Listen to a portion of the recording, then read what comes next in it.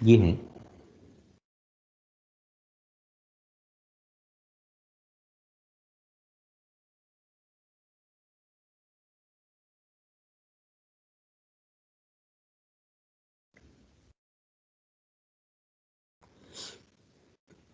Newton's laws of rotation. जैसे हम लोगों ने न्यूटन्स लॉज ऑफ मोशन किए थे, है ना? तो एक्चुअल में देखो, न्यूटन ने रोटेशन के लिए कोई लॉज नहीं दिए थे, पर लोगों ने कहा कि जिस तरीके से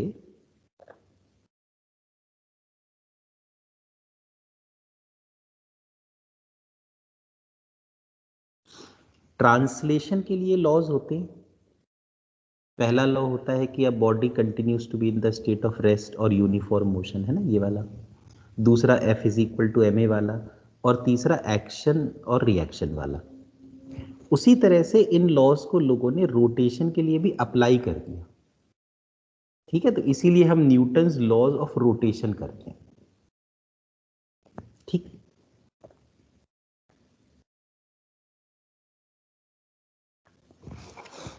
तो सबसे पहला जो लॉ है, देखो, ऑब्जेक्ट, ये ऑब्जेक्ट है,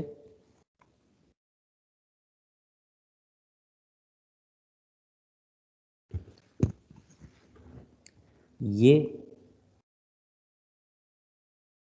एक्सिस है जिसके अबाउट ये ऑब्जेक्ट घूम सकता है, लेकिन अपने आप नहीं घूमेगा, ठीक है? It is not able to rotate by itself, ठीक है? तो जैसे न्यूटन का फर्स्ट लॉ था ना कि अगर कोई ऑब्जेक्ट रेस्ट पर है तो वो रेस्ट पे ही रहेगा, अगर यूनिफॉर्म मोशन कर रहा है तो यूनिफॉर्म मोशन ही करेगा जब तक उस पर कोई फोर्स ना लगाए। तो उसी तरीके से फर्स्ट लॉ होगा, an object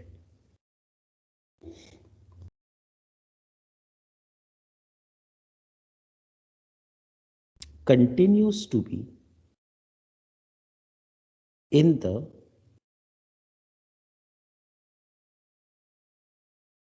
state of rest or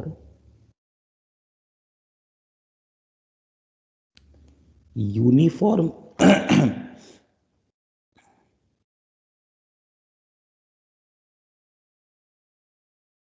rotational motion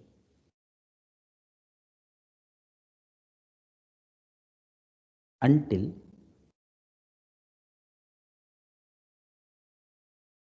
we apply a torque। देखो, स्टेट ऑफ रेस्ट तो हमें समझ में आया। यूनिफॉर्म रोटेशनल मोशन का मतलब होता है कि इसकी ना कोई एंगुलर वेलोसिटी अगर ओमेगा है तो वो ओमेगा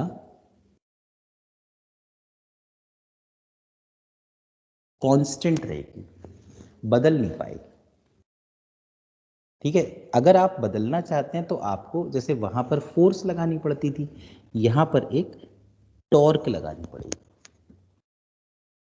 ठीक है? तो किसी भी बॉडी को रेस्ट से रोटेशन में लाने के लिए या किसी भी बॉडी की एंगुलर वेलोसिटी चेंज करने के लिए हम लोगों को एक टॉर्क चाहिए। आया समझ में पॉइंट? सर हाँ यस बोलो, सर। बोलो। सर मेरा ना अभी एग्जाम है स्कूल का पीरियोडिक टेस्ट, तो आप इसके नोट्स शेयर कर दोगे आज? हाँ, नोट शेयर कर दूंगा, कोई प्रॉब्लम नहीं। Okay sir, thank you. Okay, मेरा ज्वाइन नहीं हो पा रहा था सर, तो ये बोल रहा ना पॉइंट मेरे को आया नहीं है सर। ये तो बस स्टार्टिंग, जैसे Newton's first law of motion था ना कि भाई body continues to be in the state of rest और uniform motion until we apply force, है ना? उसी तरीके से बना दिया जी कि सर। भाई अगर कोई ऑब्जेक्ट रुका हुआ है तो वो रुका ही रहेगा, और अगर कोई किसी एंगुलर वेलोसिटी से चल रहा, रोटेट कर रहा है, तो वो उसी एंगुलर वेलोसिटी से रोटेट करता रहेगा। कब तक? जब तक हम कोई टॉर्क ना लगाएं। अगर हम उसकी एंगुलर वेलोसिटी बदलना चाहते हैं, उसे रोकना चाहते हैं, या कोई रुका हुआ है उसे रोटेट करवाना चाहते हैं, तो बिना टॉर्क के ये पॉसिबल नहीं है। ओके सर, क्लियर है। है ना। यानी कि आप ये सोचिए कि ट्रांसलेशन में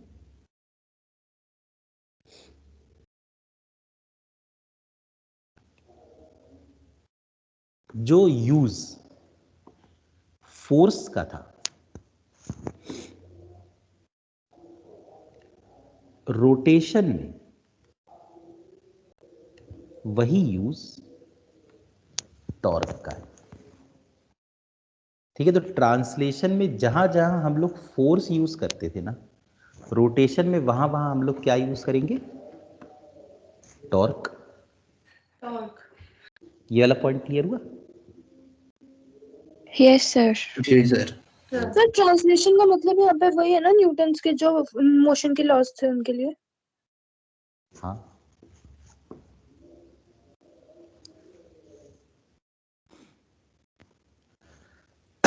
अब दूसरा देखो, सिर्फ हमको ना कंपेयर करना है। ठीक, दूसरा जो लॉ था वो ये था कि F is equal to M A, अगर हम सिंपल वर्ड्स में कहें तो F is equal to M A, है ना। तो ट्रांसलेशन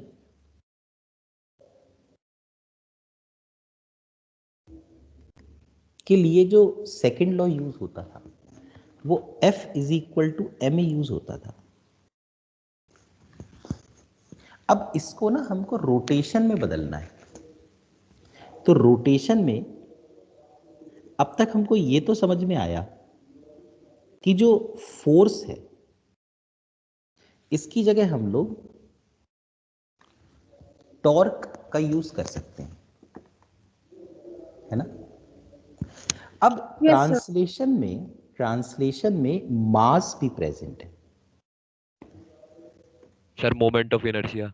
हाँ, तो जो काम ट्रांसलेशन में मास का होता है ना, वैसा ही सिग्निफिकेंस रोटेशन में मोमेंट ऑफ इनर्शिया का होता है। तो हम लोग ऑलरेडी मोमेंट ऑफ इनर्शिया पढ़ चुके हैं। तो मैं क्या करूंगा कि इज इक्वल टू लगा के यहाँ m जैसे लिखा है ना ट्रांसलेशन में, उसकी जगह रोटेशन में लिख दूंगा I. I। और ट्रांसलेशन में जो यूज एक्सेलरेशन का है, तो एक्सेलरेशन क्योंकि बॉडी स्ट्रेट लाइन में चल रही है। अब यहां पर बॉडी स्ट्रेट लाइन में तो नहीं चल रही, वो तो रोटेट कर रही। तो instead of using acceleration Alpha. We use Alpha. Angular acceleration. तो ये हो गया। ये जो है ना सबसे इंपॉर्टेंट लॉ है जिसके ऊपर सब न्यूमेरिकल्स आते हैं, ये है न्यूटन्स। सर एक्सेलरेशन वाला बताना। हाँ बता रहा हूँ, एक minute. Second law of rotation, मैंने ये कहा कि जो ट्रांसलेशन में हम लोग ए यूज करते हैं, ए एक्सेलरेशन, लीनियर एक्सेलरेशन, जी उसी सर। तरह से रोटेशनल मोशन में एंगुलर एक्सेलरेशन। वैसे अच्छा, हाँ। मैं आपको बताऊं, मतलब देयर आर मैनी डेरिवेशंस, बहुत सारे डेरिवेशन ना इससे इसमें बदलने के हैं। लेकिन अगर हम एक बड़ा सिंपल सा डेरिवेशन देखें, चलो देखिए, देखना, देखो ये लिखा है F is equal to M. ठीक है, अब आप देखिएगा एक चीज,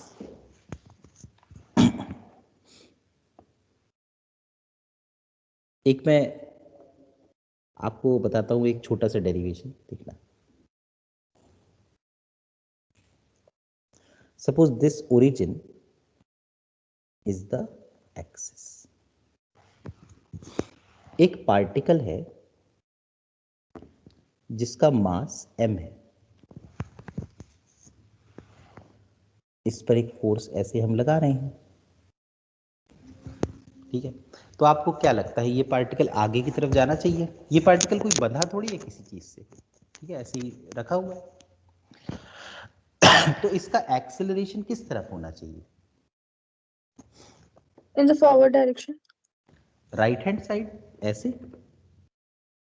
Yes, जी sir. सर। ठीक है, अब ये तो खैर ट्रांसलेशन था। अब मैं इसे रोटेशन में कन्वर्ट करता हूं। ठीक है, देखना, पार्टिकल यहां पर है, तो पार्टिकल का जो डिस्टेंस है ना एक्सिस से, R. वो सपोज ये है r। ठीक है। अब मैंने आपको एक उस दिन बताया था कि अगर आपको टॉर्क निकालनी हो ना तो आपको क्या करना चाहिए, आपको ना फोर्स की लाइन बना देनी चाहिए और फिर ये देखना लाइन ऑफ चाहिए एक्शन। कि जो एक्सिस है उसका उस लाइन ऑफ एक्शन से परपेंडिकुलर डिस्टेंस कितना है। तो जैसे यहाँ पर फोर्स देखो हॉरिजॉन्टली लग रही है,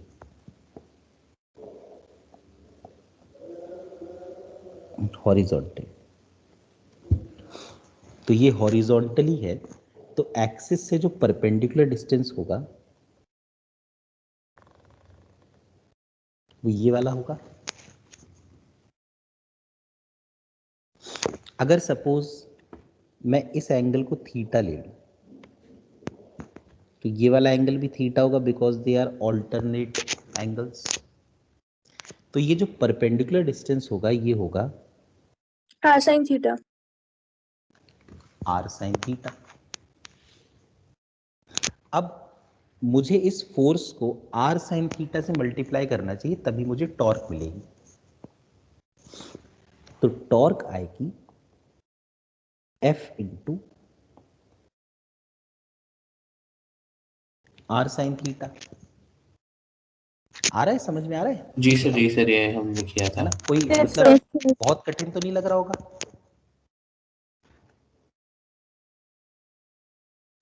तो एक एक आप स्टेप वाइज देखिए, कोई अगर आपको डाउट हो तो बताइएगा। जैसे ये मैंने लिखा टॉर्क है F into R sine theta. अब ये जो F है इसको मैं ये लिख सकता हूं ma Yes, sir. Yes sir. Into R sine theta.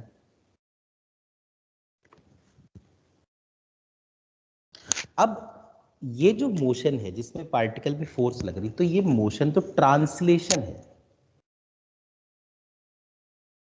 लेकिन अगर हम लोग इस r को रेडियस मान लें क्योंकि एक्सिस है और पार्टिकल वहां है, तो जो सर्कल बनना चाहिए एक्सिस को सेंटर मान के वो ऐसा बनना चाहिए कुछ।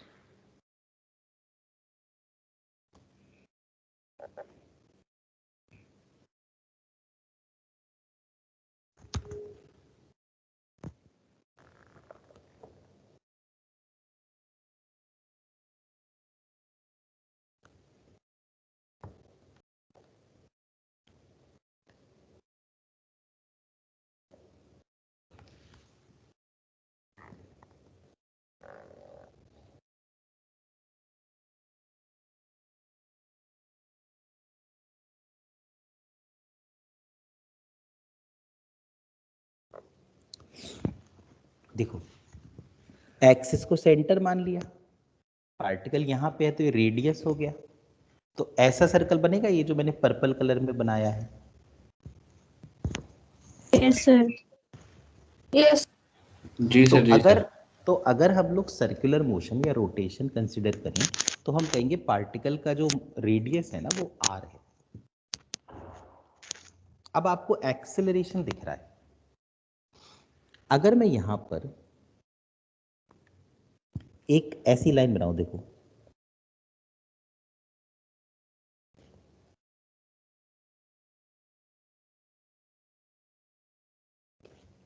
ये टेंजेंट है, टेंजेंट, ठीक।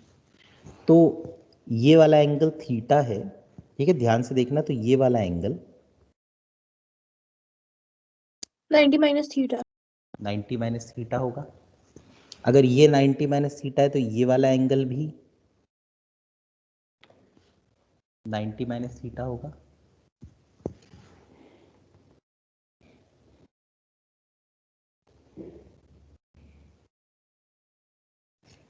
और फिर ये वाला एंगल थीटा हो जाएगा। अब आप ये पहले कंस्ट्रक्शन देख लीजिए, आपको इसमें कोई एंगल्स में डाउट हो तो।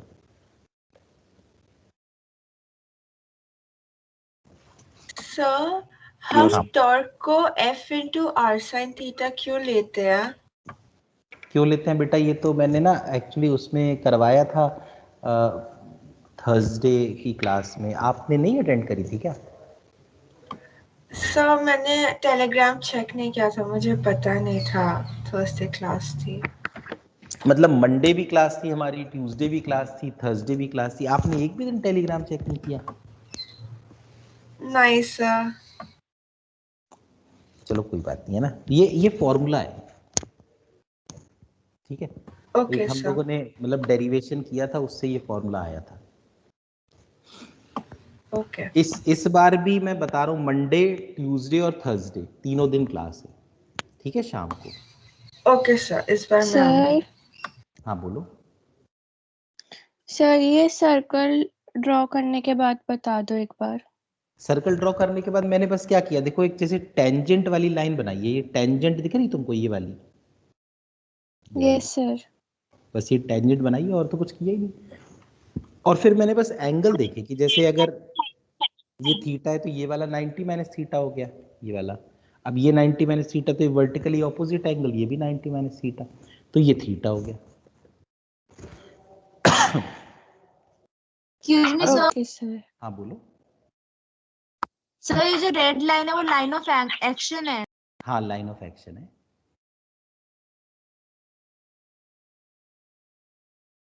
अब ये ग्रीन कलर में आपको एक्सेलरेशन दिख रहा है? Yes sir. Yes sir. ये जो एक्सेलरेशन है, हम लोग इस एक्सेलरेशन के दो कंपोनेंट कर लेते हैं, एक a cos थीटा और एक a sin थीटा।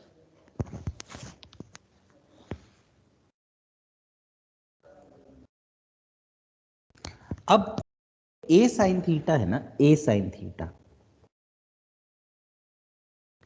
चूंकि ये एक्सेलरेशन टेंजेंट के अलोंग है तो इसको हम लोग कहते हैं टेंजेंशियल एक्सेलरेशन।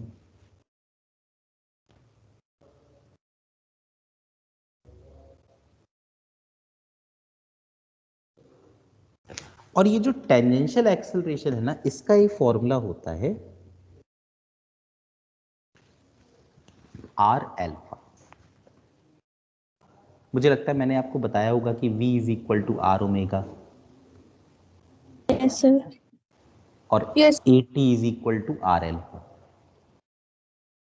तो हम लोग देखिएगा यहां पे a साइन थीटा लिखा है, इसकी जगह m a साइन थीटा की जगह at लिख दें इंटू आर।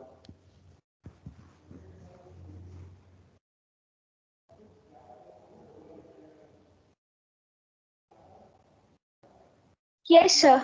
यस। ये जो at है इसको आर अल्फा लिख दी, तो m at को लिख दिया आर अल्फा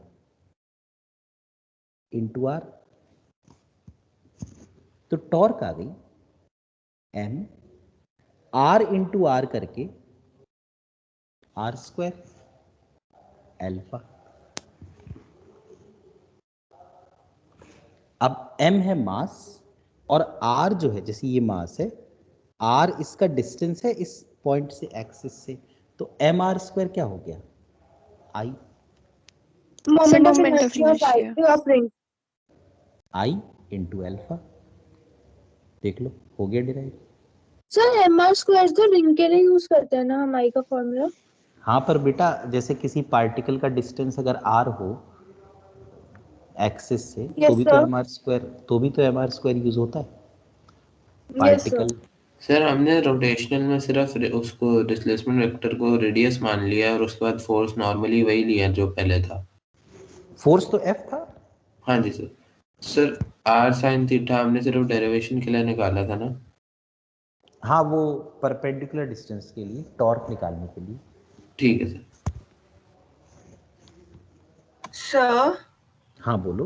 हमने a sin थीटा कैसे कैलकुलेट किया, मतलब a sin थीटा कैसे आया, मुझे समझ में नहीं आया ए बिकॉज। साइन थीटा कैसे आया, मतलब क्या कह रही हो, कंपोनेंट कैसे आया? जी सर, आई एम सॉरी, मैंने ट्राई किया बट मुझे समझ में नहीं आया। नहीं नहीं, देखो थीटा, थीटा जो है, थीटा के बगल में जो होता है उसको ए कॉस थीटा कहते हैं जी और सर। दूसरे वाले को ए साइन थीटा कहते हैं। तो जैसे थीटा यहाँ पे तुम देखो ना, थीटा जो है वही रेडियस वाले, ये वाला है ना, रेडियस के साथ है ना एंगल, तो रेडियस वाला एक्सेलरेशन a cos थीटा हो गया, और फिर टेंजेंट वाला a sin थीटा हो गया। सर आई एम सॉरी, मुझे समझ में नहीं आया। भाई जैसे ये a है, ये a है, ये एक्सिस है और ये थीटा है, तो इसका जो ये कंपोनेंट होगा ये वाला, ये a cos थीटा ही तो होगा, और जो ये वाला कंपोनेंट होगा ये a sin थीटा होगा। यहाँ पर देखो ये थीटा है ना, तो इसलिए ये a cos थीटा और ये a sin theta. Okay sir.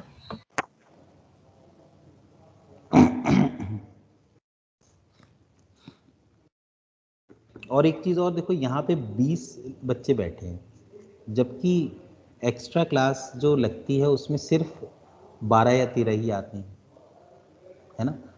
तो कई बार मैंने टेलीग्राम पे लिखा भी है, ठीक है, और इसलिए मैं अभी भी ये बता रहा हूँ कि मंडे, ट्यूसडे और थर्सडे तीनों दिन 1-1 घंटे की एक्स्ट्रा क्लास है, 5 बजे से 6 बजे तक।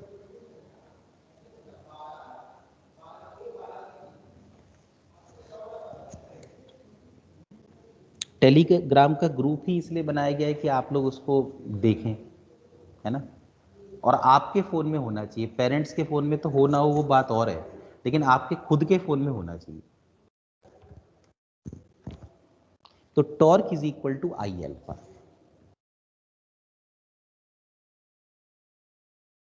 वैसे तो ये डेरिवेशन है, लेकिन अगर हम लोग जैसे चाहें तो फोर्स की जगह टॉर्क का यूज कर लें, मास की जगह मोमेंट ऑफ इनर्शिया का, और एक्सेलरेशन की जगह एंगुलर एक्सेलरेशन का।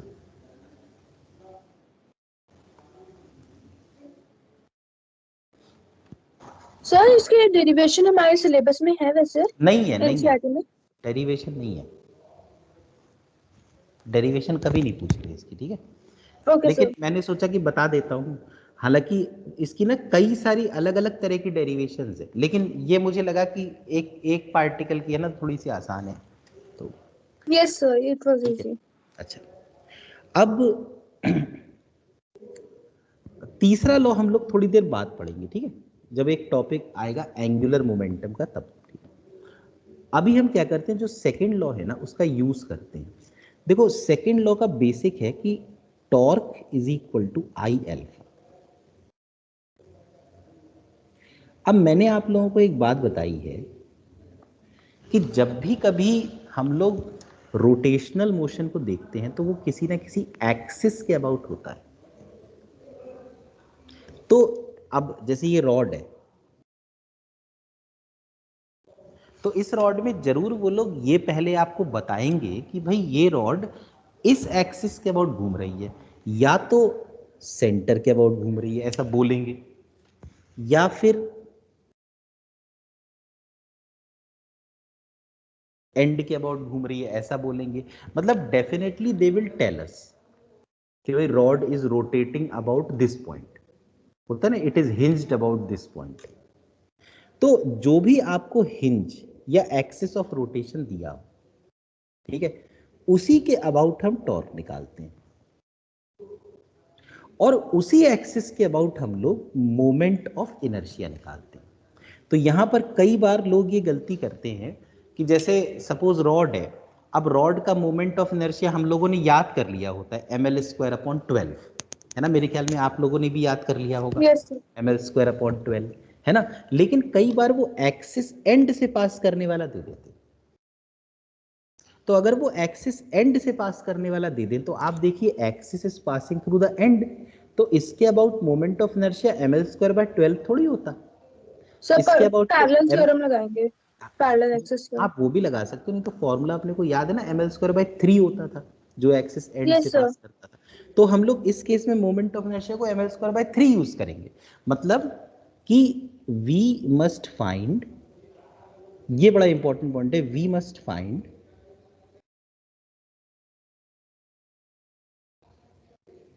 Torque and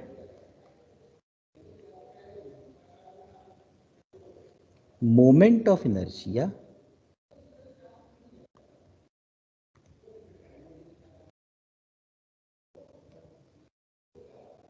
about the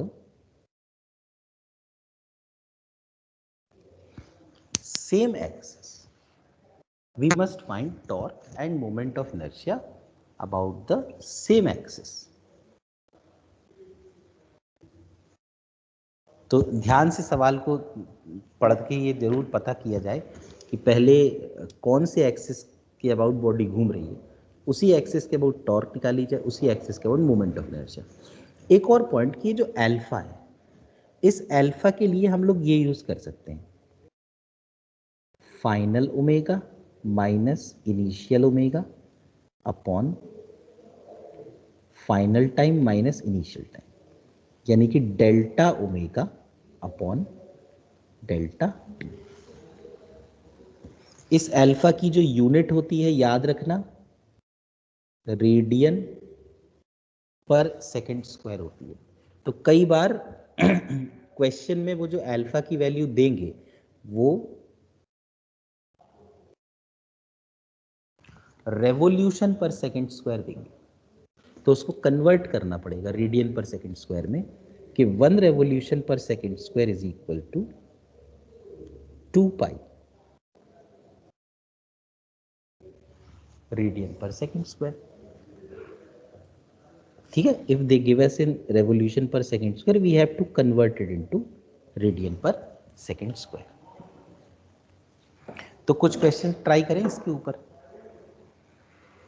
yes yes sir. तो इसके सवाल थोड़े से कठिन इसलिए होते हैं क्योंकि ना हम लोगों को पहले टॉर्क निकालनी पड़ती है, फिर मोमेंट ऑफ इनर्शिया निकालना पड़ता है, फिर उनको इस फॉर्मूले में रख के फिर अल्फा निकालना पड़ता है। तो क्योंकि कई सारी चीजें निकालनी पड़ती हैं इसलिए थोड़ा सा कठिन हो जाते हैं, पर देखते हैं करके।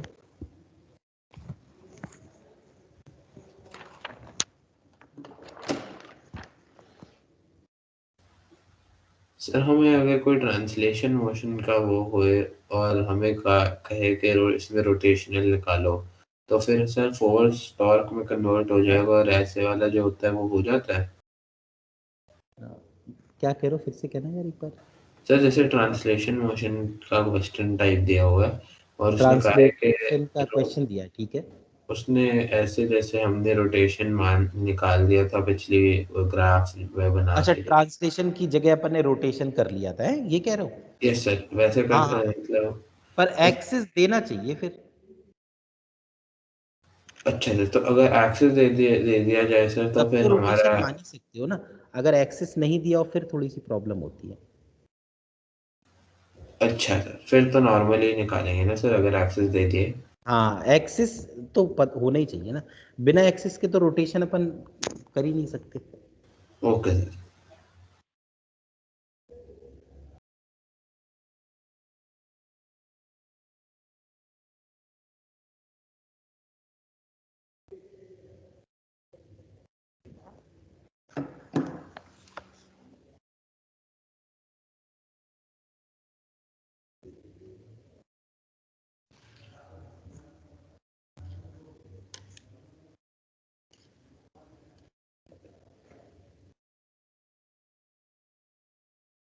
तो ये वाला क्वेश्चन हम लोग देखते हैं।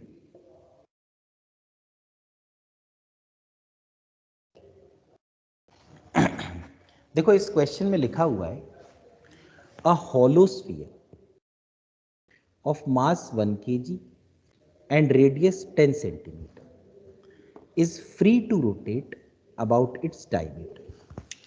एक hollow sphere है जिसका मास 1 kg है और रेडियस 10 सेंटीमीटर, वो अपने डायमीटर के अबाउट रोटेट कर रहा है। ठीक है, तो अब डायमीटर हम लोग ऐसे भी बना सकते हैं,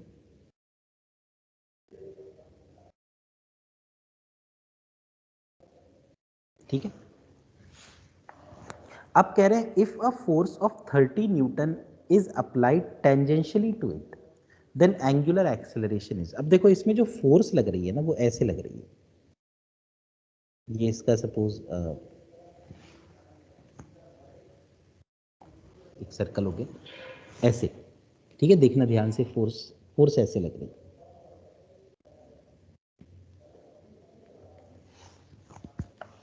टेंजेंट के लो, समझ में आया, बिल्कुल किनारे पे। इस डायग्राम को हम और आसानी से तब देख सकते हैं अगर कोई आदमी ऊपर से देखे, सपोज जो ऑब्जर्वर है ना, वो अगर इस डायग्राम को ऊपर से देखे तो उसे ज्यादा अच्छे से क्लियर होगा। क्या होगा, जब वो ऊपर से देखेगा तो उसको स्फीयर ऐसा दिखेगा, एक्सिस उसको ये दिखेगा, this will be the axis,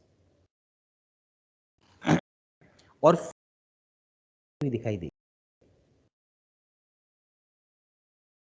yes अब शायद आप लोगों को ये समझ में आ रहा होगा कि फोर्स टेंजेंट के अलोंग लग रही है।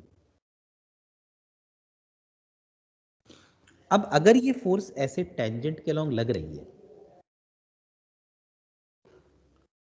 तो इसकी लाइन ऑफ एक्शन ये है, देखो,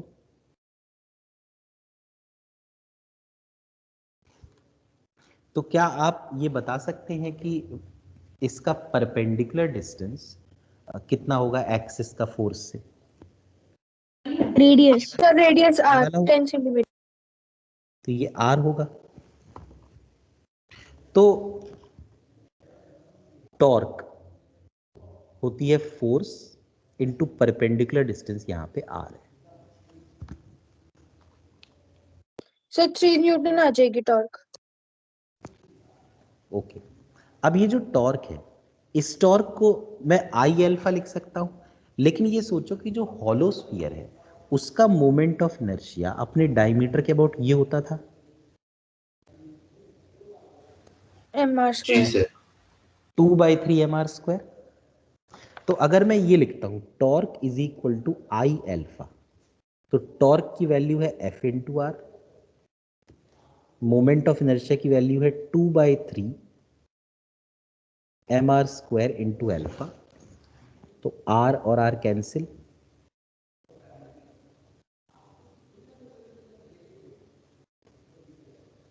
तो अल्फा आ गया 3f/2 mr। अब बस वैल्यूज रख देते हैं, तो 3f कितना है 30 न्यूटन्स अपॉन 2, मास कितना था इसका 4.5। 1 kg, और r कितना है 10 सेंटीमीटर है ना, तो 10/100, 100 ऊपर ले गया मैं, तो देखो क्या आएगा, एक जीरो से एक जीरो कट गया, 3 इंटू 3 9, तो 900/2,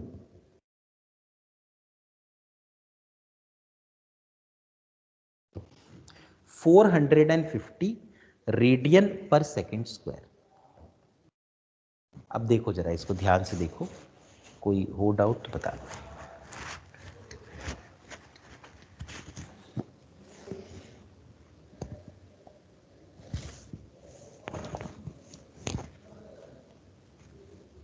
किसी स्टेप में किसी को डाउट हो तो बता दो।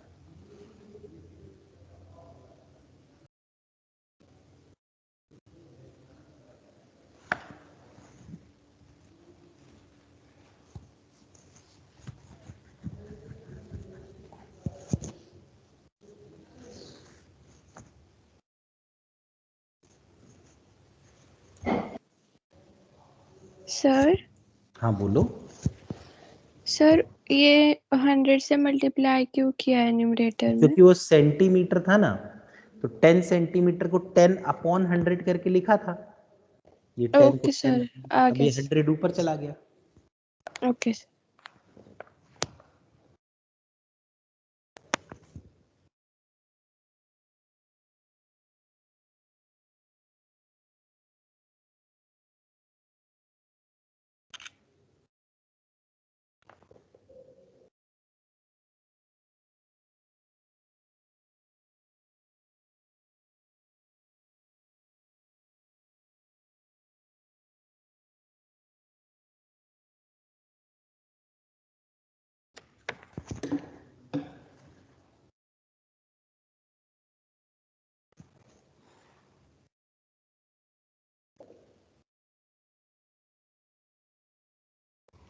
अब ये वाला question,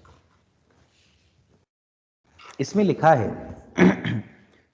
to equal and opposite forces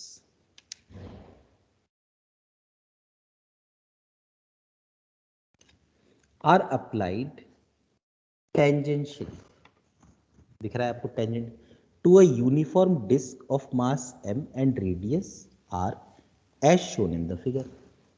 दो फोर्सेस लग रही हैं equal and opposite. If the disc is pivoted at the centre, तो इन्होंने हमें ये बता दिया कि डिस्क सेंटर के अबाउट रोटेट कर रही है, तो सेंटर के अबाउट ही टॉर्क निकाली जाएंगी और सेंटर के अबाउट ही एंगुलर एक्सेलरेशन निकाला जाएगा। And free to rotate in its plane, मतलब रोटेट कर सकता है, कोई प्रॉब्लम नहीं। The angular acceleration of the disc is, तो इसमें देखो ये है डिस्क और ये सेंटर के अबाउट हिंज्ड, तो सेंटर इज द एक्सिस। इस पर एक फोर्स इधर लग रही है और एक फोर्स इधर लग रही है। तो ऑलरेडी मैंने आपको बताया है कि आप लोग क्या करें, फोर्स की लाइन ऑफ एक्शन बनाएं और फिर परपेंडिकुलर डिस्टेंस निकाल लें। जैसे ऊपर वाली फोर्स है,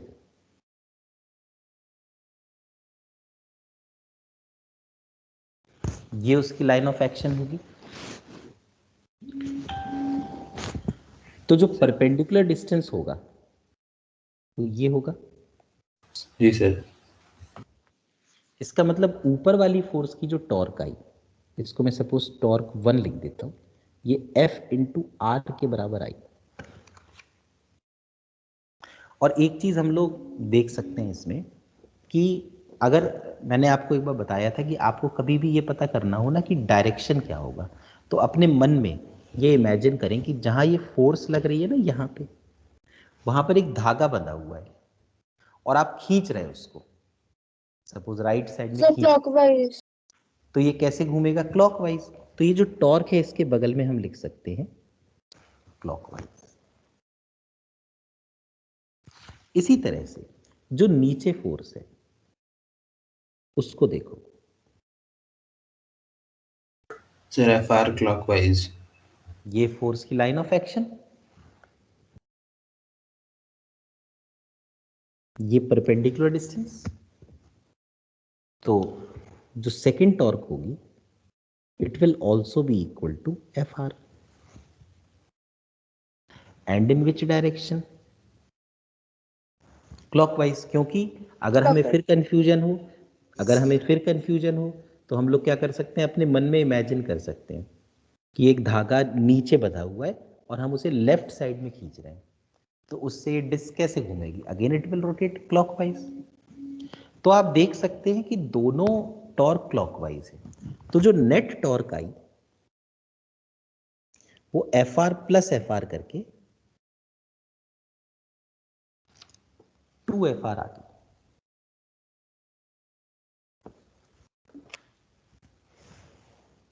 अब ये जो नेट टॉर्क होती है ये आई अल्फा के बराबर होती है, तो मैं क्या करता हूं, मोमेंट ऑफ इनर्शिया देखता हूं। अच्छा, सेंटर के अबाउट डिस्क का moment of inertia half mr² होता था, हाफ mr²। तो I can write torque is equal to I alpha, तो torque is 2FR, I is half mr² and alpha, तो एक R से एक R कट गया,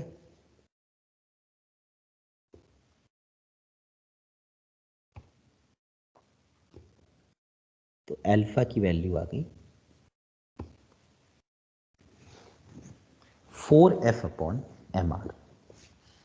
तो इसका थर्ड ऑप्शन सही होगा।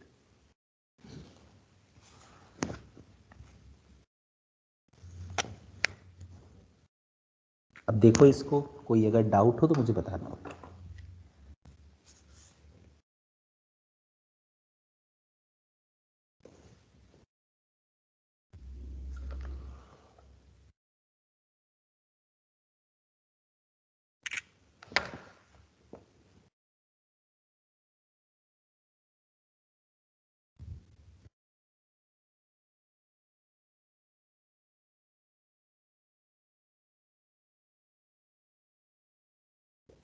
है किसी को कोई डाउट? बोलो। No sir. सर नो किसी को सर। भी किसी पॉइंट पे डाउट नहीं है? वैसे मैंने आप लोगों को एक बार टॉर्क अभी निकलवाई थी ना लास्ट क्लास में, इस केस की टॉर्क। जी सर, 2FR तक निकलवाई थी। यस अब ये वाला क्वेश्चन है, इसमें लिखा है a wheel having moment of inertia 4 kg/m² about its symmetrical axis rotates at the rate of 240 rpm about it. The torque which can stop the rotation of the wheel in 1 minute is. इसमें क्या हो रहा है कि एक wheel है जो अभी रोटेट कर रही है, अभी इसका ओमेगा कितना है? आरपीएम का मतलब होता है रेवोल्यूशंस पर मिनट, पर मिनट। रेवोल्यूशंस पर मिनट, ठीक है। और इसको हमें रोकना है, तो रोकना है इसका मतलब फाइनल ओमेगा हो गया 0। और टाइम 1 मिनट का है जैसा कि मैंने लिख रखा है। तो आप लोगों को मैंने बताया था कि अल्फा होता है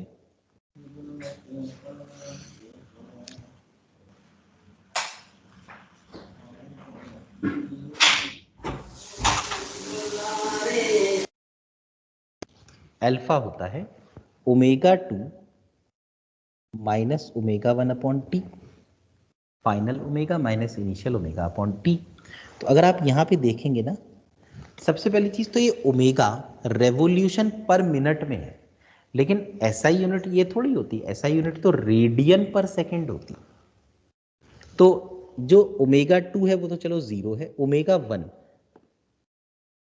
जो कि 240 480 पाई रेवोल्यूशन पर मिनट है। सबसे पहले तो रेवोल्यूशन को अगर 2 पाई। रेडियन में बदलें तो आप 2 पाई से मल्टीप्लाई करेंगे, लेकिन नीचे मिनट है ना, तो मिनट को अगर सेकंड में बदलोगे 60 तो नीचे 60 भी आना चाहिए, और ये फिर बन जाएगा रेडियन पर सेकंड। तो ये कैंसिल, तो ये आंसर कितना है देखो, 8 पाई रेडियन ओके पर 8 सेकंड। पाई। तो ω2 माइनस ω1/t, ω2 तो 0 है, ω1 जो कि इन्होंने तो 240 रेवोल्यूशन पर मिनट दिया था, लेकिन हमने निकाला 8 पाई radian per second minus 8 pi upon time. Time कितना है? 1 मिनट, वो कह रहे हैं 1 मिनट, तो 1 minute actually means 60 seconds. So the value of alpha is -8 pi upon 60। इसको और सॉल्व किया जा सकता है, 4 2 ज़ा 8, 4 15 ज़ा, तो अल्फा आ गया -2 पाई अपॉन 15। ये अल्फा नेगेटिव इसलिए आ रहा है क्योंकि यहाँ पे जो ओमेगा है ना उसकी वैल्यू कम हो रही है, ठीक है। अच्छा, तो उन्होंने टॉर्क पूछी है, तो what is the formula of torque? The formula of torque is I alpha. So torque I कितना दिया हुआ है? 4, और अल्फा कितना है? -2 पाई अपॉन 15। तो टॉर्क आ गई -8 पाई अपॉन 15। बस minus sign only tells us that this torque is opposing, it is slowing down the body. Magnitude ये आ गया। हुआ clear? Yes sir. Yes sir negative sign क्या रिप्रेजेंट कर रहा है? कि omega is decreasing. Okay sir.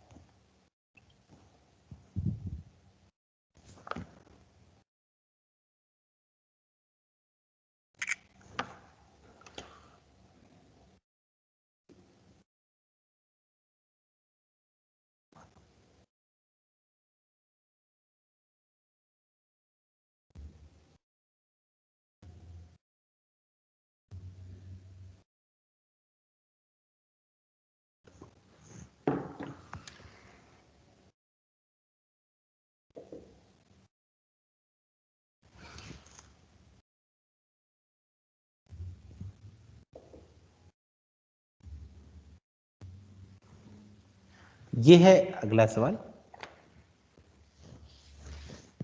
इसमें लिखा है a uniform rod of mass m and length l is suspended by two strings at its ends as shown. When one of the strings is cut, अगर एक string को काट दें, the rod starts falling with an angular acceleration of how much? ठीक है। अब इस question में देखो, एक स्ट्रिंग को आपने काट दिया तो ऐसा कुछ डायग्राम बना। यस पहले देखा तो करो।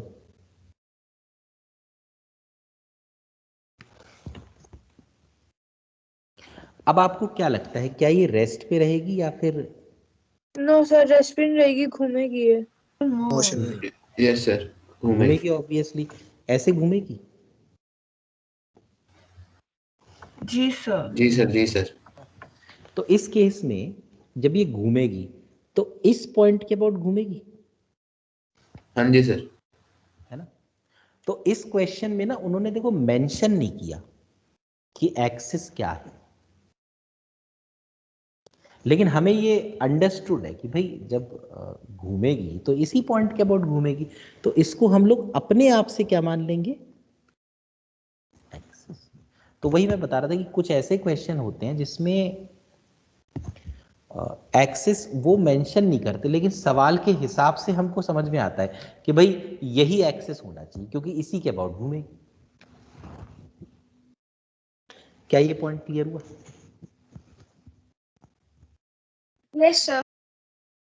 ठीक। अब मैं क्या करता हूं, ये जो रॉड है ना, इसका मैं फ्री बॉडी डायग्राम बनाता हूं। तो आप देखिए रॉड पे क्या क्या लगेगा। जैसे ये रॉड है, इसके सेंटर से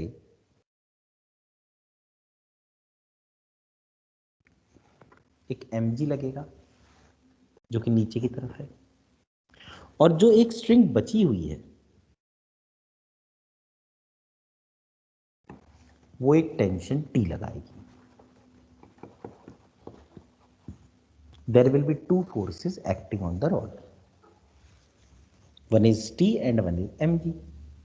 सर ये इनिशियली है ना, जब वो सीधी हाँ नहीं हाँ हुई? बिल्कुल स्टार्टिंग है, मतलब जैसे ही उसको काटा है तभी, फिर तो घूमना शुरू कर देगी ना वो। ठीक है ना। Okay. Yes sir, yes sir. अब एक चीज और देखो, एक्सिस दे रखा है, तो जैसे mg है भाई, दो फोर्सेस हैं, दो फोर्सेस की दो टॉर्क आएंगी, अपने को वो दोनों टॉर्क निकालनी है। फिर देखना है कि अगर दोनों क्लॉकवाइज हैं तो या एंटी क्लॉकवाइज हैं दोनों, मतलब सेम डायरेक्शन में, तो ऐड कर देंगे, नहीं होगी तो सब्ट्रैक्ट कर देंगे। तो mg को देखते हैं। देखो mg की लाइन ऑफ एक्शन ये है,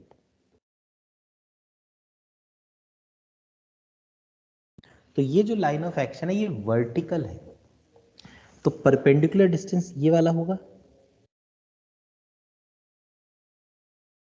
हॉरिजॉन्टल। Yes sir. अब ये कितना होगा, टोटल लेंथ तो l है पर ये तो L सेंटर by की 2। तरफ, तो ये l फिर बाय, L/2। तो ये परपेंडिकुलर, तो ये परपेंडिकुलर डिस्टेंस l/2 हो जाएगा। तो टॉर्क ऑफ mg, mg की torque, it will be force into perpendicular distance.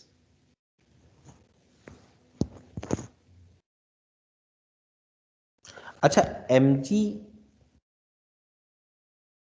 के लिए आप अब फिर अपने मन में इमेजिन करिए, ठीक है, कि जहां mg लग रहा है ना वहां एक धागा लगा हुआ है और आप नीचे की तरफ खींच रहे हैं, क्योंकि mg नीचे लग रहा है, नीचे की तरफ खींच रहे हैं, तो क्लॉकवाइज। आपको क्या लगता है, क्लॉकवाइज। आप क्लॉकवाइज। आपको ऐसा फील होगा कि Clockwise। Rod and clockwise direction में चल रही है, तो ये जी टॉर्क, सर। तो ये टॉर्क क्लॉकवाइज हो गई। अब आते हैं टेंशन पे। देखो टेंशन की लाइन ऑफ एक्शन ये है,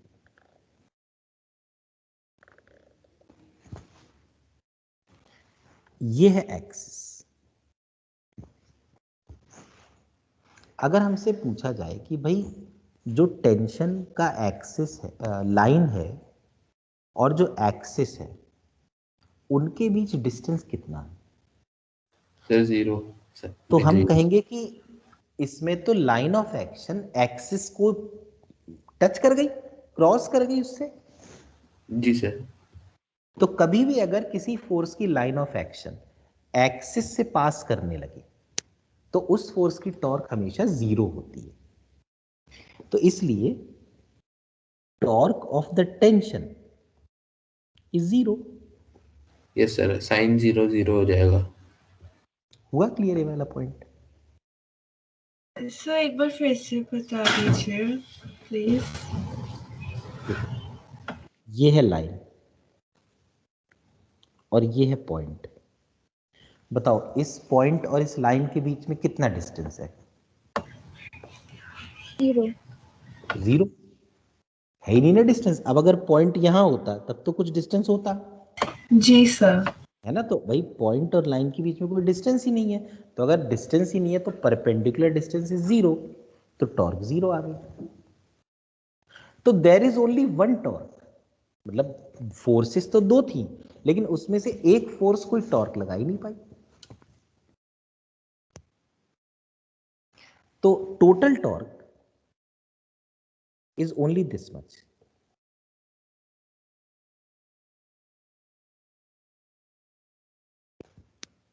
तो पहले तो हमने टॉर्क निकाल ली। अब हम फिर से देखें कि जो एक्सिस ऑफ रोटेशन है वो कौन सा है, रॉड के एंड से पास कर रहा है ना वो। Yes sir, 1/3 mr²। तो Yes, इसका sir. मतलब मोमेंट ऑफ इनर्शिया ml²/3 होना चाहिए, moment of inertia. Yes sir. तो हम लोग टॉर्क को इक्वल टू लिख सकते हैं आई अल्फा। अब टॉर्क की वैल्यू mgl/2 है, आई की वैल्यू ml²/3 है इनटू अल्फा। तो m और m कट गया, एक l से एक l कट गया, तो अल्फा आ गया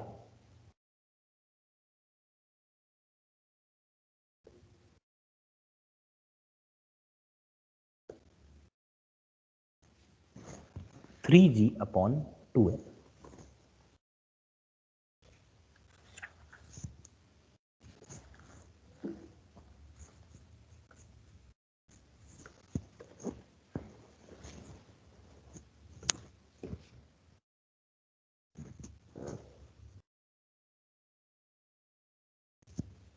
सर वो अभी इससे रिलेटेड नहीं है, लेकिन सर ये क्वेश्चन आया था रिवीजन टेस्ट में कि काइनेटिक एनर्जी और उसका रिलेशन होता है कुछ मोमेंट ऑफ इनर्शिया का। सर वो क्या होता है? काइनेटिक ऑफ एनर्जी होता है यार, सर ये तो। रोटेशनल सर, वो मास की जगह रख दे बस, एम ओमेगा अरे ये आई। डिराइव नहीं कराया।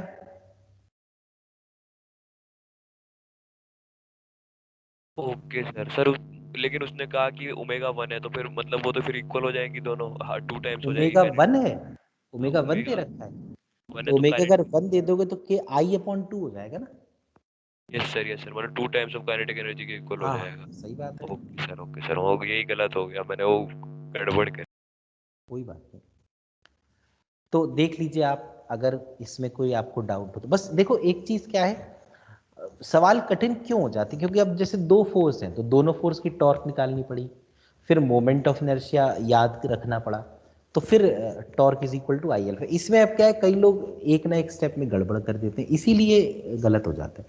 अदरवाइज एज सच सॉल्व करने में कोई प्रॉब्लम नहीं होती, अगर आप सही से टॉर्क निकाल पाए, सही से मोमेंट ऑफ इनर्शिया निकाल पाए, तो it will be very easy. कोई सर डाउट? सेम स्टेप्स लगेंगे ऐसे क्वेश्चंस में? बिल्कुल सेम स्टेप्स, और क्या भाई। टॉर्क देखो, हर सवाल को क्या कर रहे हैं, टॉर्क निकाल रहे हैं, फिर मोमेंट ऑफ इनर्शिया निकाल रहे हैं, और फिर torque is equal to I alpha लगा रहे। Yes sir. ठीक है, yes sir. Okay okay okay. तो ये तो हो गया torque is equal to I alpha पे क्वेश्चंस। अब आप एक चीज और देख सकते हैं, जो फर्स्ट लॉ था, फर्स्ट लॉ क्या था कि अगर कोई ऑब्जेक्ट रेस्ट पर रहे या किसी कांस्टेंट एंगुलर वेलोसिटी से चले तो वो तब तक चलता रहेगा जब तक उस पर कोई टॉर्क नहीं लगती। यही था ना। तो एक टर्म होता है जिसको हम कहते हैं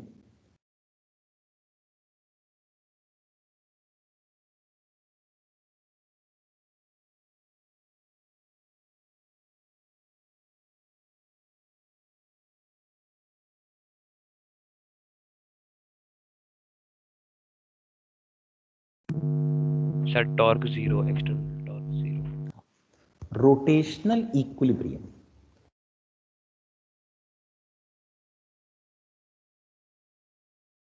तो रोटेशनल इक्विलिब्रियम में क्या होता है, आइदर द ऑब्जेक्ट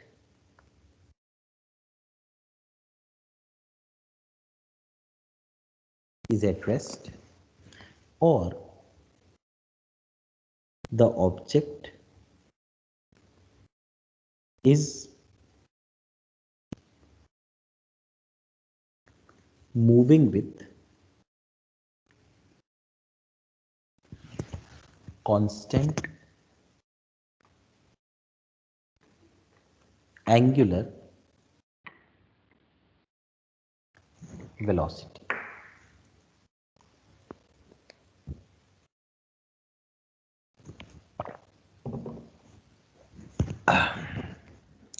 अगर ऑब्जेक्ट रेस्ट पर है या ऑब्जेक्ट चल रहा है लेकिन उसकी एंगुलर वेलोसिटी कांस्टेंट है, तो इन दोनों केसेस में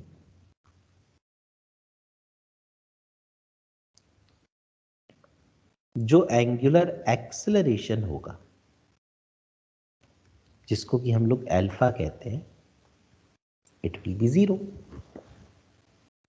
और अगर एंगुलर एक्सेलरेशन जिसको हम अल्फा कहते हैं वो जीरो हो गया, तो आप लोग जानते हैं कि टॉर्क का फॉर्मूला वो आई अल्फा होता है। अब अल्फा तो जीरो है, इसका मतलब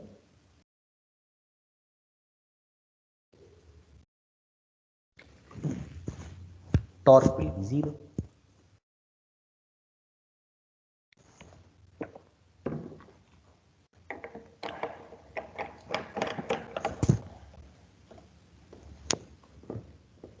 हुआ क्लियर? तो कभी भी हमें ऑब्जेक्ट रेस्ट पर दिखे, मैक्सिमम तो यही केसेस आते हैं, पर बाई चांस कोई ऐसा केस आ जाए जिसमें ऑब्जेक्ट चल तो रहा हो लेकिन उसकी एंगुलर वेलोसिटी कांस्टेंट हो, तो हम कहेंगे इस पर जो टॉर्क लग रही ना वो जीरो लग रही, नेट टॉर्क जीरो। इसी का एक और नाम होता है which is given in NCERT,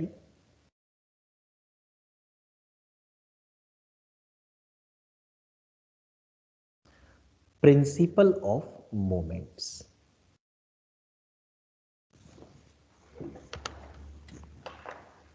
तो एक बड़ा सिंपल सा क्वेश्चन हम लोग करते हैं, ये देखो सर एक रोटेशनल इक्विलिब्रियम को प्रिंसिपल ऑफ मोमेंट्स कहते हैं। हाँ, ओके सर। सपोज ये एक रॉड है, इस रॉड का मास है m और इसकी लेंथ है l, ठीक है, और ये रॉड इस पॉइंट के अबाउट हिंज्ड। तो आप एक चीज देखिए, इस केस में इस पर एक mg लगेगा और इस mg की वजह से ये रॉड नीचे की तरफ गिर जाएगी ऐसे।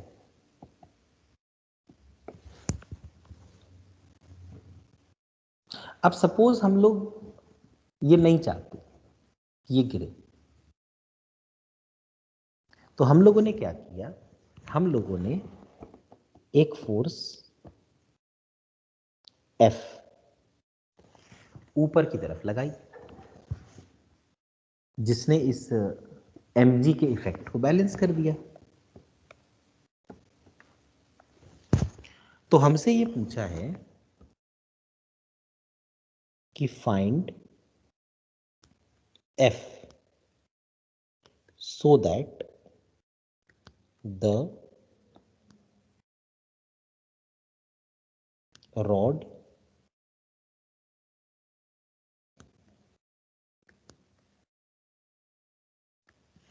remains at rest.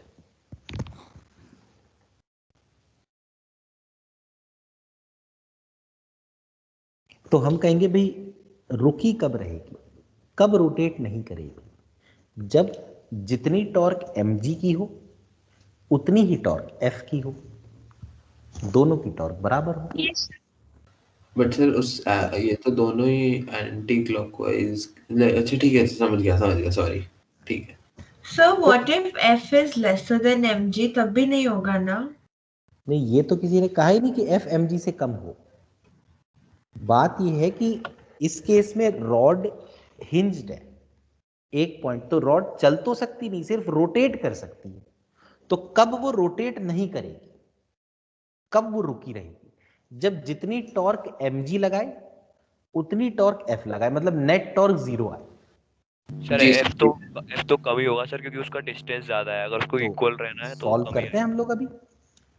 देखो mg है, अगर मैं mg की लाइन ऑफ एक्शन बनाऊं तो वो ये आएगी।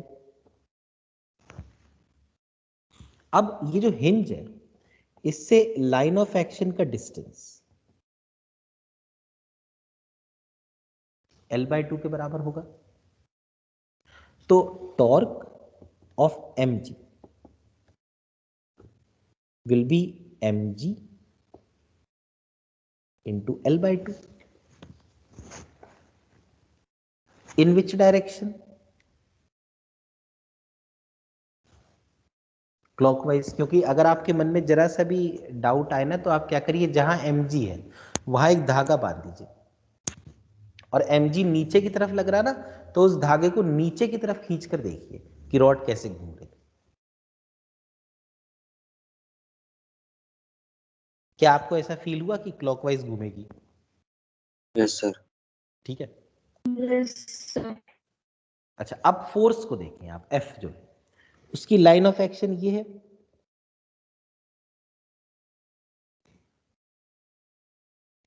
तो एक्सिस ऑफ रोटेशन से या हिंज से L. परपेंडिकुलर डिस्टेंस L हो L. जाएगा। तो torque of the force F it will be F into L, F into L, Yes, sir. है ना। अब आप फिर से इमेजिन करें, ये एक धागा बंधा हुआ है और फोर्स चूंकि ऊपर लग रही ना, तो आप धागे को ऊपर खींच रहे हैं क्योंकि फोर्स ऊपर लग रही। Sir anti clockwise.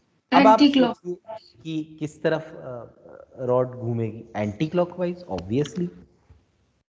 Yes, sir. Sir F is equal to mg/2। तो एक फोर्स आप देख सकते हैं कि क्लॉकवाइज डायरेक्शन, एक टॉर्क क्लॉकवाइज डायरेक्शन में है और एक टॉर्क एंटी क्लॉकवाइज डायरेक्शन में है। तो इसका मतलब mg L/2 is equal to FL। तो F की वैल्यू क्या आ गई?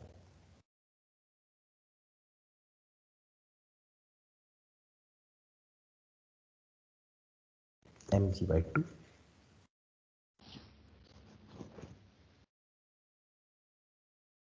क्या ये पॉइंट क्लियर हुआ?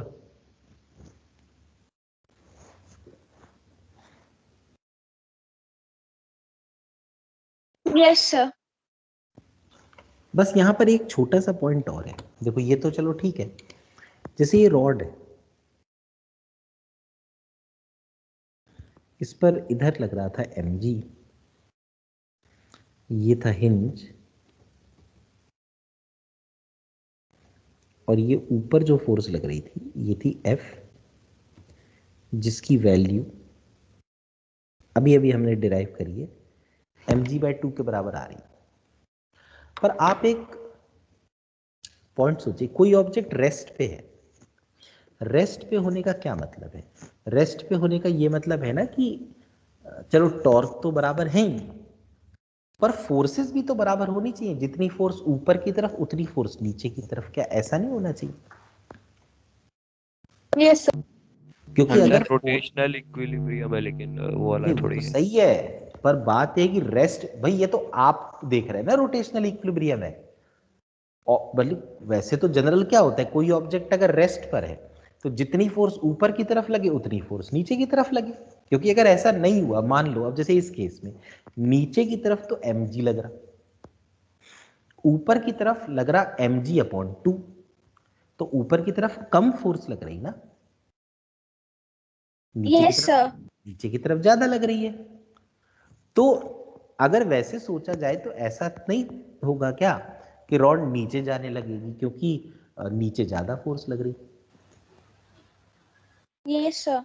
सर हमें तो क्वेश्चन में सर, बोला कि वो इक्वल है, तो तभी तो इक्वल रख के एफ सर निकाला है। सर टॉर्क हिंज नहीं, से टॉर्क निकालना हिंज है ना, से डिस्टेंस भी तो डिफरेंट है सर, पॉइंट ऑफ एप्लीकेशंस का। वो तो सब ठीक है, पर ये तो अपन ने पहले पढ़ा था ना कि अगर कोई ऑब्जेक्ट रुका हुआ है तो जितनी फोर्स ऊपर की तरफ उतनी फोर्स नीचे की तरफ, ये तो है ही ना, ये तो लॉजिक हमेशा सही है।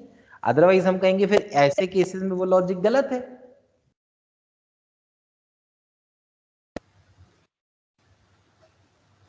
Yes sir. सर समझ तो आ रही है बात, पर पता नहीं कैसे हो रहा बात है। तो समझ में आ रही है ना यस सर, यस सर। कि मतलब यहाँ पर वो लॉजिक तो वैलिड नहीं है। तो देखो वो लॉजिक तो हमेशा ही वैलिड होना चाहिए, क्योंकि ये बात तो सही है, अगर किसी ऑब्जेक्ट पर नीचे वाली फोर्स ज्यादा हो गई ऊपर वाली कम हो गई तो ऑब्वियसली वो नीचे जाएगा। पर इस केस में क्या रॉड नीचे जाएगी? नो सर, जा तो नो गई तो सर। नहीं थी। नहीं जा सकती।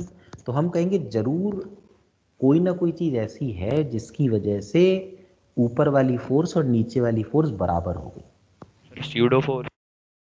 नहीं, स्यूडो फोर्स क्यों?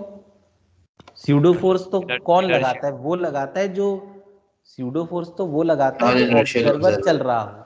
अब हम यस। लोग कोई नॉन इनर्शियल है, हम लोग तो ग्राउंड पे है, बैठे हुए हैं हम लोग, तो हम लोग कहाँ स्यूडो फोर्स लगाएंगे? जी सर। तो ये जो हिंज है ना, ये हिंज देखो, ये हिंज कहेगा कि भाई इस ऑब्जेक्ट को, इस रॉड को रेस्ट पे तो रखना है, लेकिन इस पे नीचे वाली फोर्स ज्यादा है, ऊपर वाली फोर्स कम है। तो मैं एक काम करता हूं, हिंज कहेगा मैं एक काम करता हूं, मैं इस पर खुद से एक फोर्स ऊपर की तरफ लगा देता हूं, सपोज आर, ताकि मेरी फोर्स और ये एफ मिलकर mg को एम बैलेंस कर लो। के बराबर हो जाए। इक्वल हो जाए तो उसके। आर प्लस एफ है mg/2 is equal to mg। तो आर आ जाएगा sir mg/2। mg minus mg/2।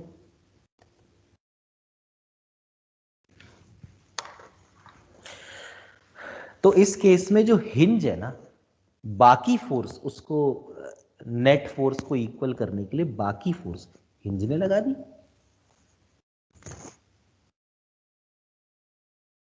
Sir हाँ बोलो।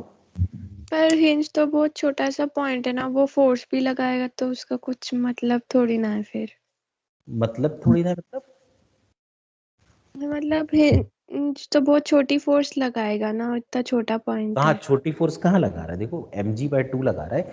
अगर बॉडी 10 kg की होती तो mg हो जाता 100, तो हिंज 50 न्यूटन लगाता, फिर तो कम थोड़ी सर लगा। जो हिंज, हमेशा हिंज से आर वाला फोर्स निकलेगा। और क्या, बिल्कुल जी ओके भाई। सर। और किसी चीज के कांटेक्ट, भाई जिस चीज के कांटेक्ट में है रॉड रिएक्शन वही रिएक्शन चीज फोर्स लगा सकती है। अब हिंज के ही कांटेक्ट में है ना, जी सर। तो हिंज ही लगाएगा। Yes sir. मतलब फ्रिक्शन और नॉर्मल रिएक्शन का वो है ये नेट। हाँ सही कह रहे हो। हाँ सर, हाँ। एक पहले वाले क्वेश्चन में जब यहाँ टी था तो वो तो 0 आ गया था ना, टॉर्क। टॉर्क 0 आ गई थी, बिल्कुल सही बात है। टॉर्क तो अब क्या हुआ, देखो टॉर्क तो 0 है ही और नेट फोर्स भी 0 आ गई। Yes sir.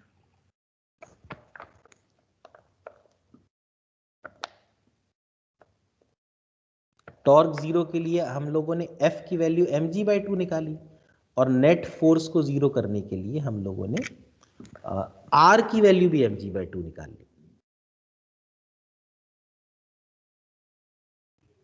Yes sir.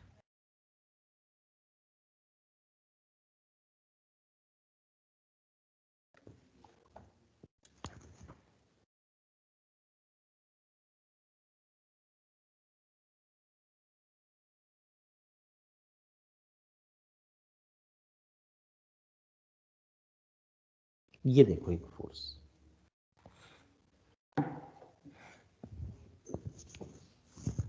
लिखा है for equilibrium of the system value of the mass m should be. आप देख सकते हैं इसमें ये एक सपोर्ट है ट्रायंगुलर, इसके ऊपर एक 12 kg का मास है, एक तरफ एक m kg है और एक 3 kg, और बताना है कि अगर ये पूरा सिस्टम इक्विलिब्रियम में है तो कितनी फोर्स, तो m की वैल्यू क्या होनी चाहिए। तो इस केस में हमें ये दिख रहा है कि अगर ये रॉड घूमी भी तो इस एक्सिस के अबाउट घूमेगी ना। Yes sir. इससे ये एक्सेस होगा। ये एक्सिस होगा, तो ऐसा कोई जरूरी नहीं कि बार बार वो दें एक्सिस, पर हमें खुद से ये समझ में आना चाहिए, ठीक है ना।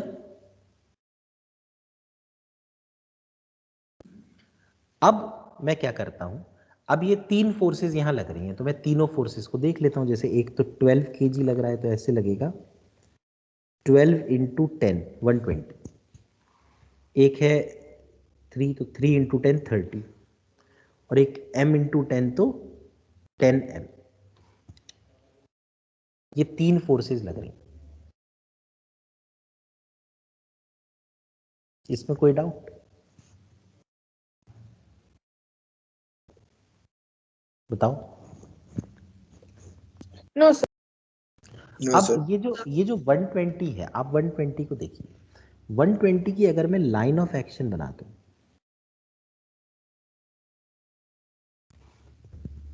तो उसका एक्सिस से कितना डिस्टेंस है?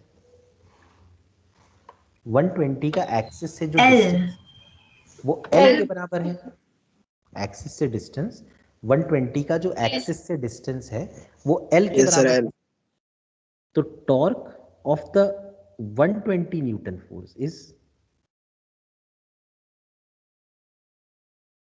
120 इंटू L। और अगर आप डायरेक्शन इमेजिन करें तो आप ये सोचिए कि मान लीजिए जहां 120 रखा है वहां पर एक धागा बांध दिया जाए और उस धागे को नीचे खींचा जाए, क्योंकि 120 नीचे लग रहा, तो ये रॉड किस तरफ घूमेगी? Sir clockwise. Clockwise. Sir anti clockwise. Anti clockwise. Anti-clockwise. कई लोग मुझे लगता है कि अपना आंसर तो देते नहीं, दूसरे का आंसर सुन के तुरंत बोल देते। सर एक्सिस के जो राइट पे होगा वो क्लॉकवाइज, जो लेफ्ट पे है वो एंटी। बिल्कुल सही बात है। अब जैसे ये m इंटू 10 है, इसकी अगर लाइन ऑफ एक्शन में बनाता हूं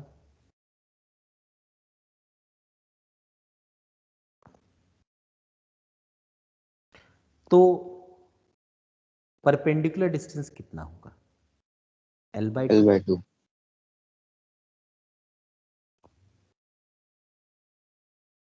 torque of 10m, it is 10m into L/2। और जहां पर ये m रखा है, अगर मैं वहां पर एक धागा बांध दूं और उस धागे को नीचे की तरफ खींचूं क्लॉकवाइज। तो ये क्लॉकवाइज घूमेगी। आपको ये ना मन में इमेजिन करना पड़ेगा। इसी तरह से जो 3 kg वाला है उसकी देखो लाइन ऑफ एक्शन ये है,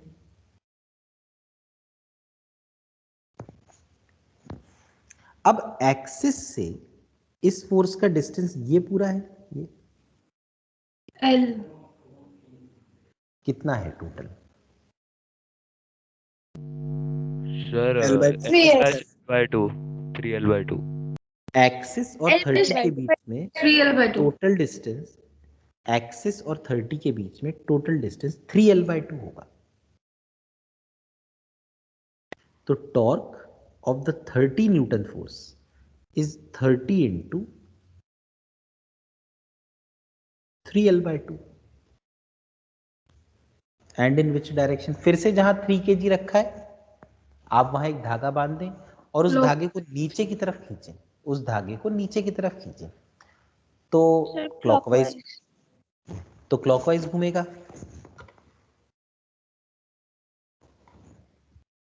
तो ये 3 फोर्सेस की टॉर्क आ चुकी है।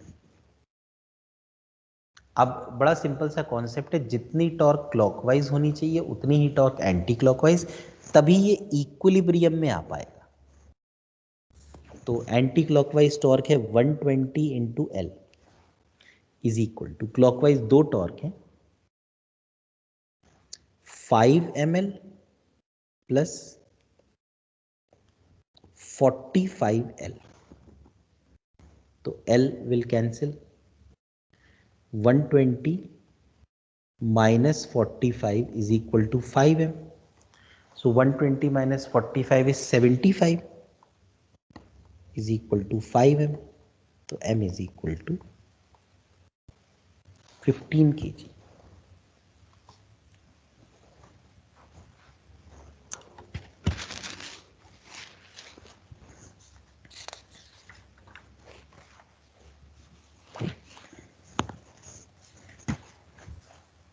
बताओ मुझे ये वाला पार्ट क्लियर हुआ? Yes, sir. सर हाँ बोलो। सर हमें स्ट्रिंग कहाँ से पुल करनी होती है? कहाँ से पुल करनी होती, मतलब जिस तरफ फोर्स लग रही है उसी तरफ खींचो। जैसे कि 120 वाली है ना, अब वो नीचे लग रही है ना, तो तुम रस्सी को नीचे की तरफ खींच के देखो, रस्सी तो बंधी हुई है वहां से जहां से वो 12 kg वाला मास रखा हुआ है, और नीचे खींचो उस रस्सी को तो देखो रॉड कैसे घूमती है,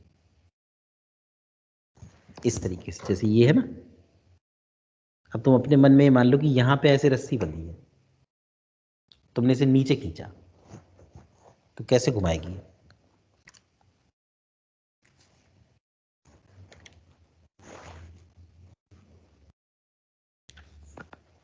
बोलो क्लियर हुआ या नहीं हुआ? Yes, sir. It is clear. किसी को अभी भी डाउट हो तो बताओ। No sir. और देखता हूं इस पे अभी कोई क्वेश्चन दिया हो ना। अच्छा एक चीज और है, जैसे इस सवाल में आप ये देखिए, इक्विलिब्रियम का मतलब ये तो होता ही है कि टॉर्क जीरो, ये भी होता है कि नेट फोर्स जीरो, क्योंकि अदरवाइज तो ये ट्रांसलेशन करने लगेगा। तो आप ये देखिए तीनों फोर्सेस, 120 भी नीचे लग रहा है, 10m भी नीचे लग रहा है और 30 भी नीचे लग रहा है, तीनों फोर्सेस नीचे की तरफ है। यानी नीचे की तरफ कितनी फोर्स हो गई कुल? 120 प्लस 10m प्लस 30, 120 और 150 कितना हुआ? 270, 270 और 30 हो गया 300 न्यूटन। 300. अब ये 300 न्यूटन जो नीचे की तरफ है, इसको बैलेंस करने के लिए कोई 300 न्यूटन ऊपर की तरफ भी तो होनी चाहिए। Yes. तो ये जो एक्सिस है ना, ये जो हिंज है, जो ट्राइंगल है, ये क्या करेगा? एक नॉर्मल रिएक्शन लगाएगा ऊपर की तरफ। तो जरूर वो नॉर्मल रिएक्शन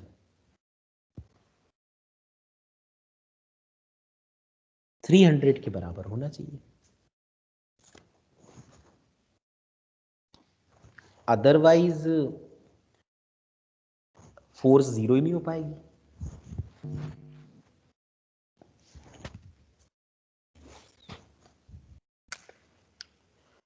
हुआ क्लियर? बोलो। Yes. Yes sir.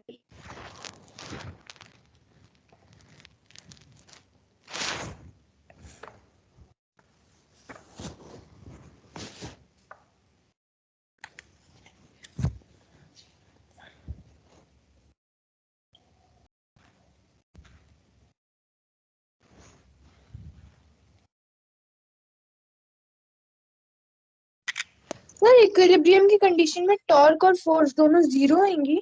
हाँ, नेट टॉर्क तो जीरो है ही रोटेशनल इक्विलिब्रियम के लिए, लेकिन ऑब्वियसली अगर रेस्ट पे है तो ट्रांसलेशनल इक्विलिब्रियम भी होगा, मतलब कि वो फोर्स भी जीरो होगी।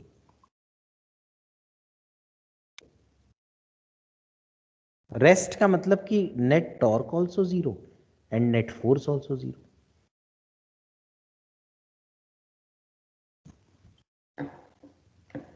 ये है अगला क्वेश्चन।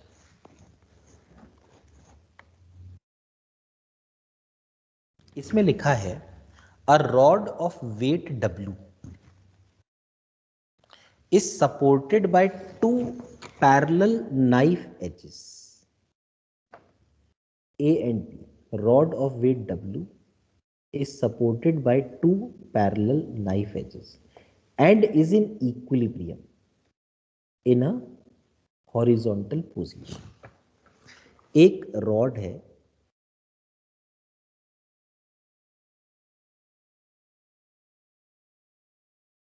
जिसका वेट W है, तो आप देखिए W तो बिल्कुल सेंटर पे लगता ना। हाँ जी सर। ये दो पैरेलल नाइफ एजेस से सपोर्टेड है, एक A और एक B। The knives are at distances D from each other, यानी जो दोनों नाइफ हैं उनके बीच का डिस्टेंस D है। Centre of mass of the rod is at a distance X from A, तो यानी कि इन्होंने ये कहा कि ये सेंटर ऑफ मास जो है, एक नाइफ ऐसे रखी है,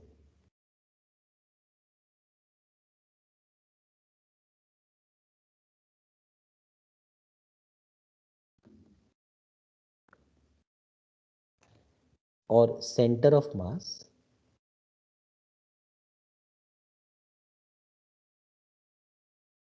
X डिस्टेंस पे है। दिस इज A, ये ग्राउंड हो गया। सर ये नाइफ कॉर्नर में नहीं होना चाहिए। क्वेश्चन के हिसाब से तो नहीं है ना? सर हम हाँ, x बोलिए। को d/2 भी लिख सकते हैं ना? नहीं लिख सकते, हमें किसी भी जगह पर अपना दिमाग नहीं लगाना, ये ध्यान रखो। जो सवाल में दिया हुआ है वही लिखना है। कहीं उन्होंने लिखा है कि नाइफ कॉर्नर पे है, अगर देते तो मैं लिख देता। फिर उन्होंने कहा है कि जो दोनों नाइफ के बीच का डिस्टेंस है वो D है। दोनों नाइफ के बीच, कहीं ये लिखा है कि रॉड की लेंथ D है, नहीं दिया। बट सर सेंटर से अगर दोनों नाइफ्स के बीच का डिस्टेंस d है तो सेंटर से तो d/2 ही होगा डिस्टेंस। क्यों होगा? क्या रॉड की लेंथ जो है वो D है? कहीं लिखा है कि रॉड की लेंथ D है? ओ ओके सर, हाँ हाँ समझ में आ गया। Okay yes sir. दोनों नाइफ के बीच का डिस्टेंस D है, तो अगर पहली नाइफ जो A है वो X डिस्टेंस पे है, तो दूसरी नाइफ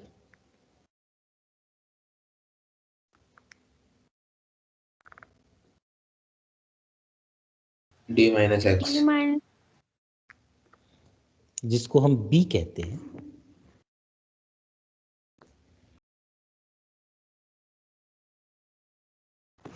ये डायग्राम,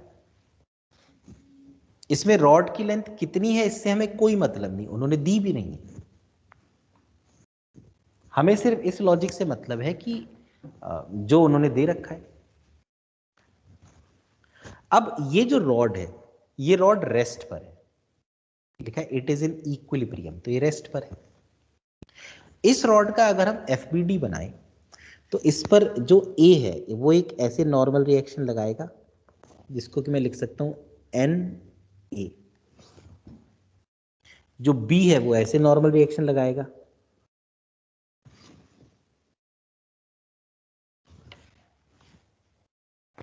और रॉड इक्विलिब्रियम पे है। इक्विलिब्रियम का ये मतलब हुआ ना, पहली चीज तो कि जितनी फोर्स ऊपर की तरफ उतनी फोर्स नीचे की तरफ। जी सर। तो Na plus MB is equal to W. W, yes sir.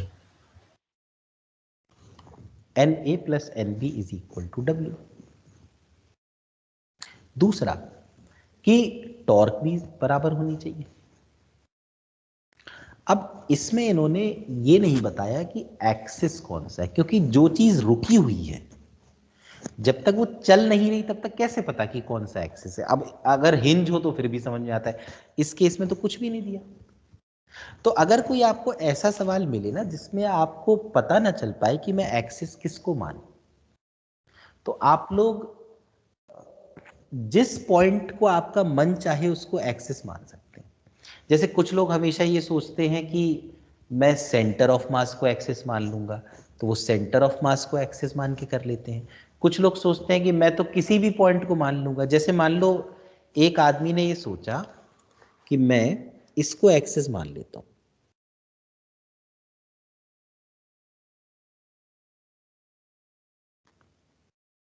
ठीक है, तो हम कहेंगे कोई दिक्कत नहीं, जब तक ऑब्जेक्ट रुका हुआ है तब तक कोई दिक्कत नहीं। अगर वो चलने लगे ना तो फिर एक्चुअल एक्सिस पता होना चाहिए। अब रुका हुआ है तो कोई दिक्कत नहीं, तो इसको एक्सिस मान लिया। तो आप ये देखिए कि जो एन ए है उसकी जो लाइन ऑफ एक्शन बनेगी वो एक्सिस से ही पास हो जाएगी। सर टॉर्क 0 हो जाए। Yes sir. तो torque of N A will be 0। जी सर। अब आप W को देखिए, W की जो लाइन ऑफ एक्शन है उसका कितना परपेंडिकुलर डिस्टेंस है एक्सिस, एक्स एक्स। तो torque of W will be W into x. और आप फिर से इमेजिन करिए कि जो W है ना वहां पर एक धागा बंधा हुआ है और उस धागे को आपको नीचे की तरफ खींचना है, तो बॉडी एक्सिस के अबाउट कैसे घूमेगी? क्लॉकवाइज। क्लॉकवाइज। क्लॉकवाइज। अब NB को देखिए, NB की जो लाइन ऑफ एक्शन है वो ये है,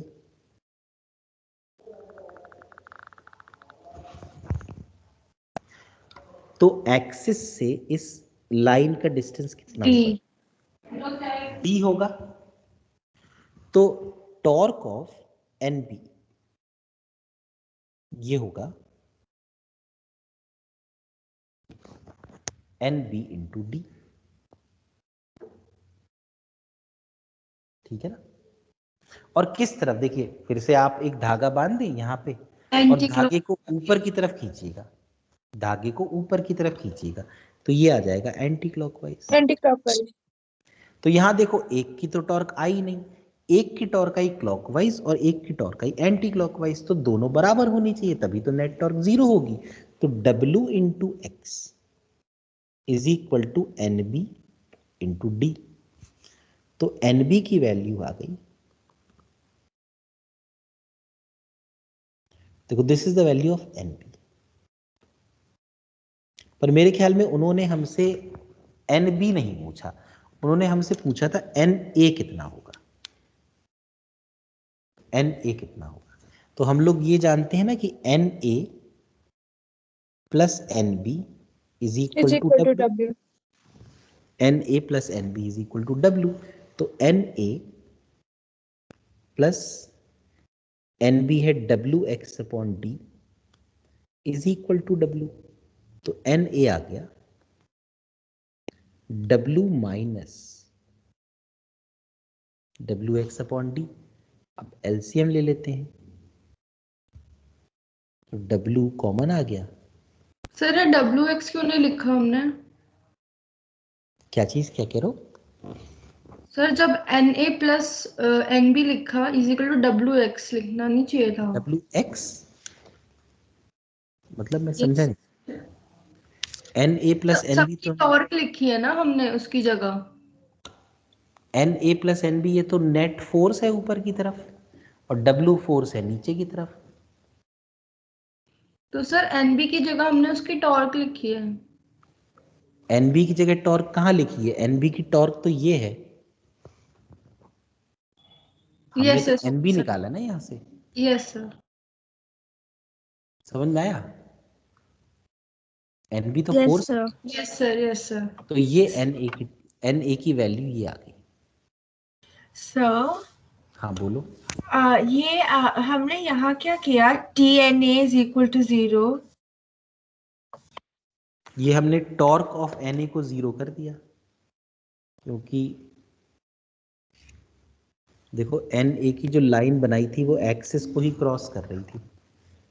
तो अभी पढ़ा था ना हमने कि अगर लाइन एक्सिस को क्रॉस करे तो टॉर्क 0 हो जाती है। जी सर। सर अगर हम एक्सिस एनबी पे ले लेते फिर पहले ही आ जाता ना। बिल्कुल सही कह रहे हो, अगर एक्सिस एन बी पे ले लेते तो वैसे ही आ जाता।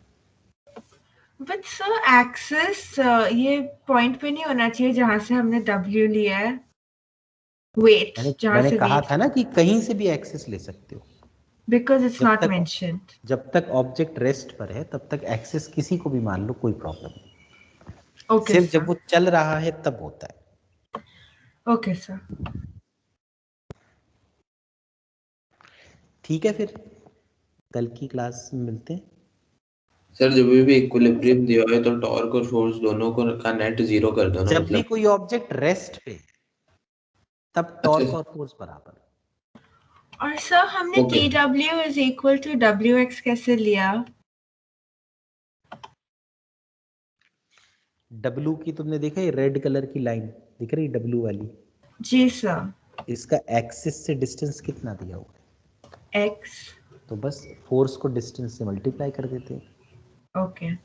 और इशिता क्लास किया करो, अगर क्लास नहीं करोगी तो समझ में आने में बहुत दिक्कत होगी।